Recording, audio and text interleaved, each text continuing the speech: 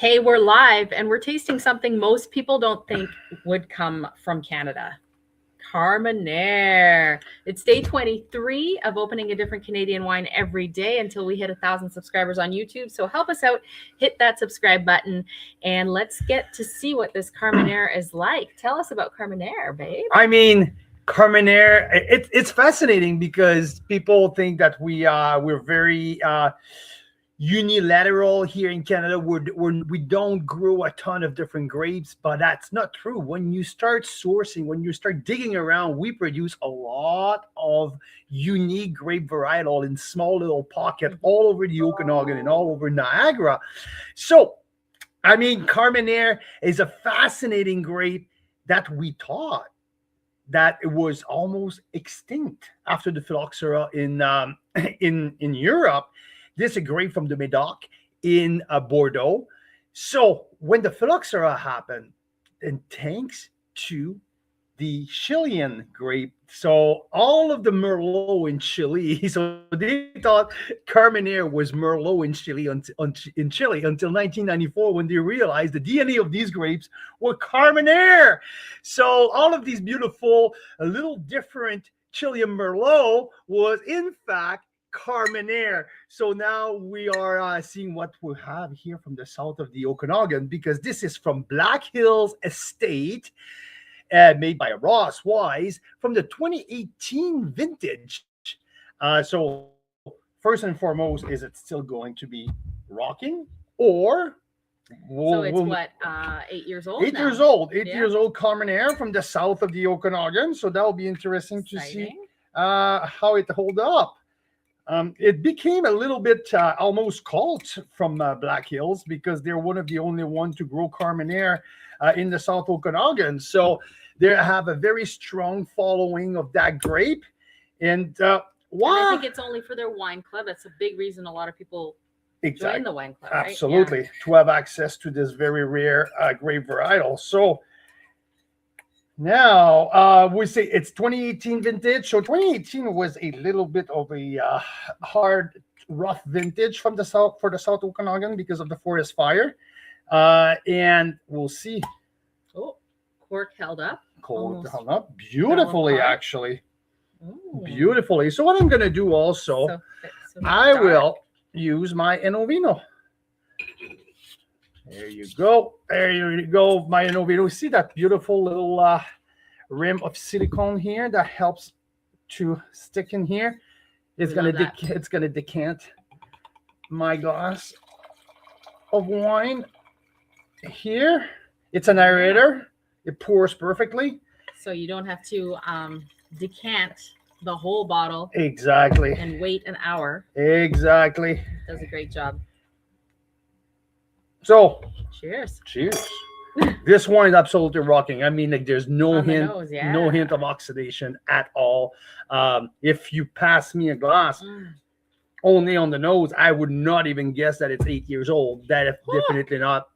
Wow. So, what I'm expecting here, I'm expecting crushed raspberry. I'm expecting cedar. I'm expecting soft tannin, because now it's 8 years old. I'm also expecting some savoriness in it.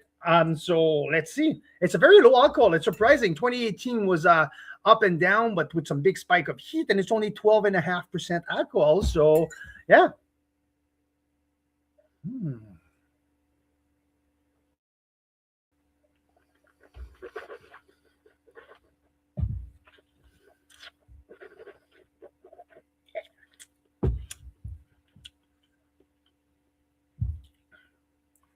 Almost feel young. It does. Right? Like, this is not 8 years old in any. I mean, wow. on the nose, it's a little shy right now. Not super expressive, but definitely some savoriness. Definitely some red, a blend of red and dark fruit. Yeah, I would say like sage. Yeah, I mean, on the nose, it's fairly intriguing.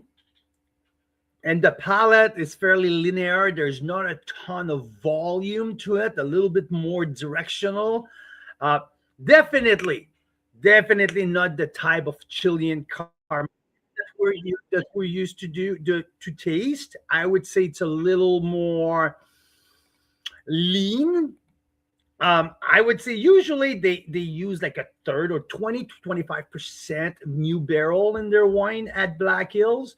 So I don't have the exact percentage how they manage their barrel program on that wine, but I mean there's nothing necessarily jumping out of the glass in terms of oak, either like wacky or not wacky or well integrated. I mean it's fairly non impactful, to be honest with you, For the oak. for the oak. So 2018. Let's look it up while you're tasting, and then you got to go. Actually, you got to go right now. So, I mean, this is a wine that I would give 89 plus, 90 point at the most.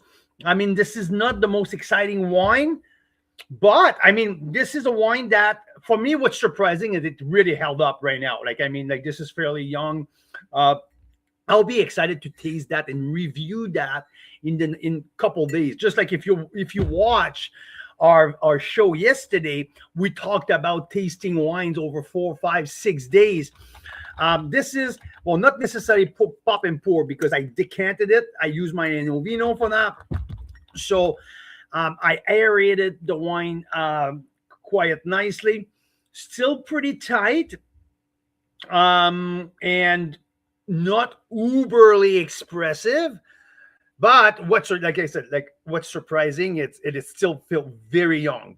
So maybe another couple years in the cellar will help that wine to get out of its shell. But it's very surprising that it hasn't, like, to my opinion, it hasn't like aged at all yet. It's very tasty and it's very young. Yeah, that's incredible.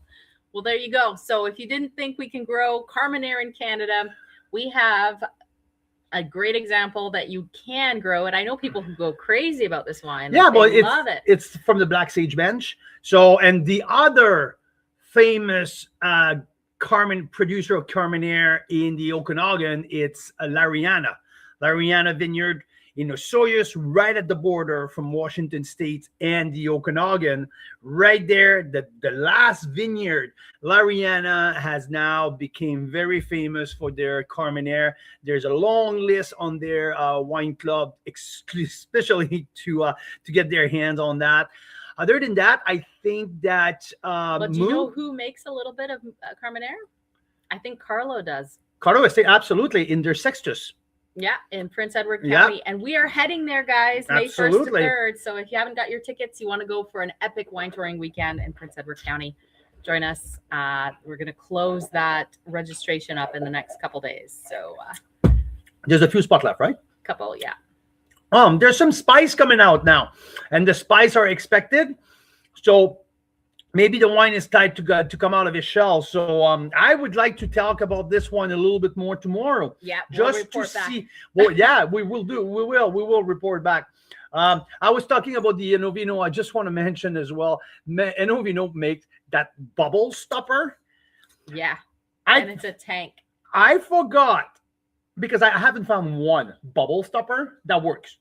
Yeah. In my 25 years. Yeah. None of them really work. Okay. And this one, truly, we tasted that bottle, a week ago? Mm-hmm. Yeah. And still a little bit of bubble in there. Oh, I mean, I did this bowl. I did like yesterday when I opened it, it like popped off So and like, if you've been looking for a bottle stopper, that's the one we like. There you go. See? Still bubbles after a week. Oh my God. Yeah. Well, cheers, Carl Boucher. Cheers to you. And Enovino, the bubble stopper, and hit that subscribe button, and we will see you guys tomorrow for another episode of Joy of Canadian Wine Discovery. Cheers, guys. Cheers to you guys.